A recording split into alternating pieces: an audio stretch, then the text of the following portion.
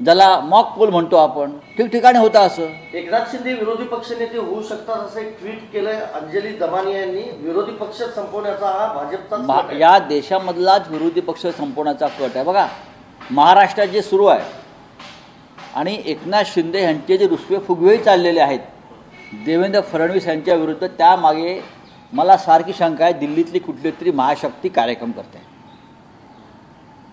दिल्लीतली एखादी महाशक्ती ती आता कोणत्या पक्षाची आहे काय तुम्हाला माहिती आहे, ती महाशक्ती त्याशिवाय एकनाथ शिंदे अशा प्रकारचं धाडस करू शकत नाहीत. हिम्मत नाही आहे कोणाची. सध्याच्या दिल्लीतल्या सत्ताधाऱ्यांविरुद्ध अशा प्रकारे रुसवे फुगवे करण्याची कोणाची हिम्मत आहे का? या क्षणी नाही.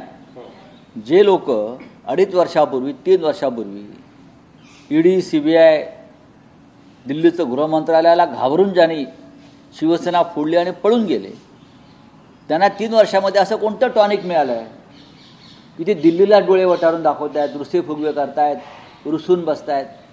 दिल्लीतली कुठली तरी महाशक्ती महाराष्ट्रामधला हा खेळ करत आहे आणि हा भाजप अंतर्गत खेळ आहे. शपथविधीला जर तुम्हाला निमंत्रण दिलं गेलं, उद्धव ठाकरेंना निमंत्रण जर आलं शपथविधीचं, तर ते जातील का? अहो आमंत्रण येऊ द्या. तुम्ही कसले प्रश्न विचारताय? दिल्लीत प्रथा आणि परंपरा आहेत अशी आमंत्रणं पाठवायची.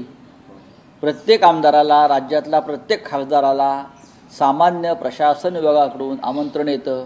माननीय उद्धव ठाकरे राज्याचे माजी मुख्यमंत्री आहेत, सगळ्यांना आमंत्रण येतं ना.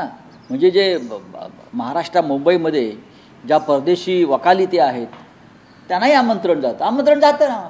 स्वातंत्र्य दिनाचं जातं, महाराष्ट्र दिनाचं जातं, शपथविधी सोहळ्याचं जातं, राजभवनातल्या सोहळ्याचं जातं. तो एक प्रोटोकॉल आहे, राजशिष्टाचार आहे. सर